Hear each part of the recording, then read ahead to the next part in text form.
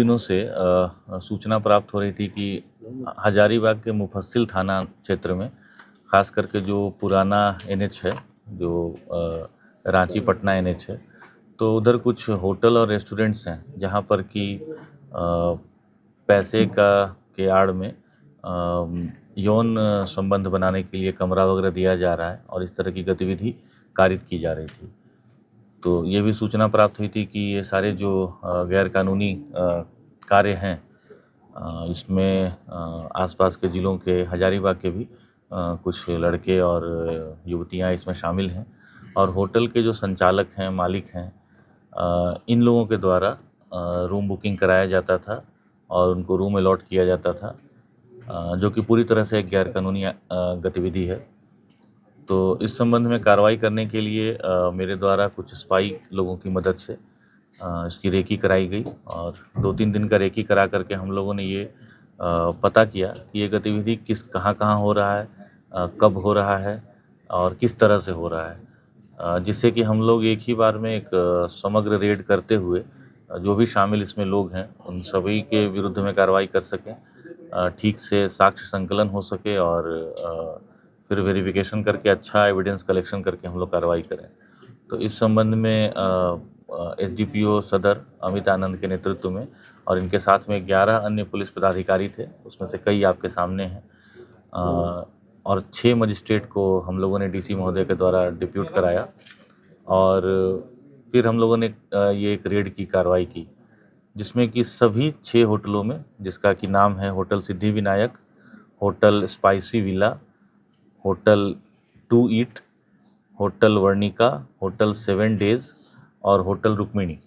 तो सभी होटलों से कई ऐसे संदिग्ध हमें युवक और युवतियां मिली और जब हम लोगों ने होटल के रजिस्टर की जांच की, होटल के कमरों की जांच की, तो जो आप लोगों ने देखा एविडेंस के रूप में हमें कॉन्ट्रासेप्टिव्स कई तरह के मिले, यूज्ड अनयूज्ड हर तरह के। साथ ही जो उनके रजिस्टर थे उसको हम लोगों ने सीज़ किया है।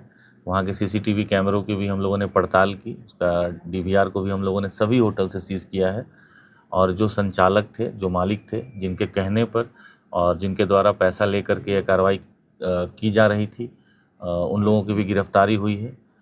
तो अभी तक 17 लोगों की हम लोगों ने गिरफ्तारी की है। इसका लिस्ट भी जो प्रेस रिलीज आपको दिया जाएगा उसमें वर्णित है।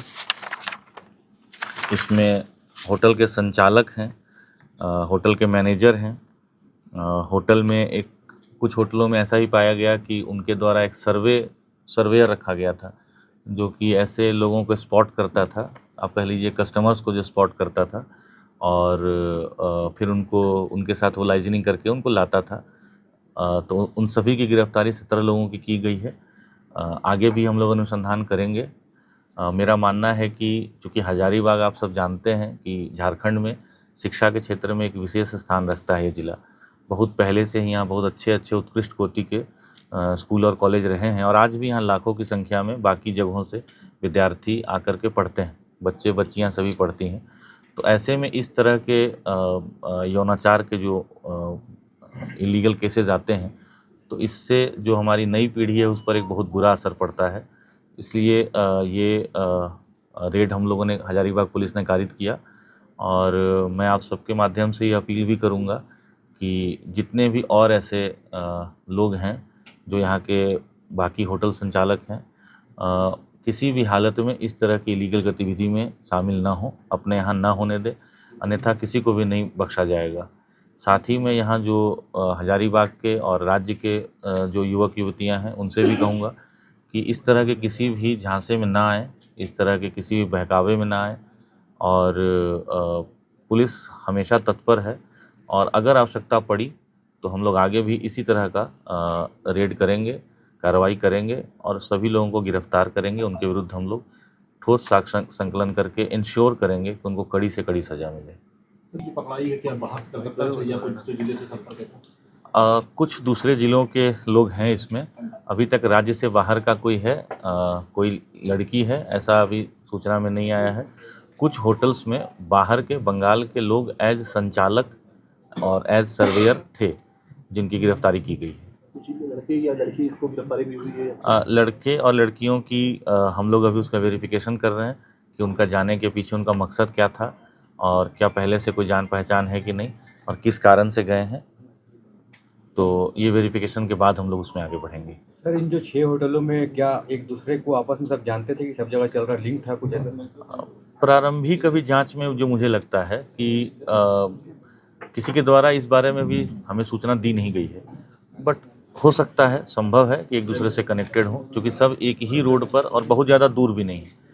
मतलब आप देखेंगे तो एक होटल से दूसरे होटल की दूरी कई बार आधा किलोमीटर, कई बार 1 किलोमीटर, इतना ही है। तो हो सकता है कि आपस में कनेक्टेड हों, जानते हों। सर 30 कपल को पकड़कर हाँ, वो बता देंगे, बैठ जाइए।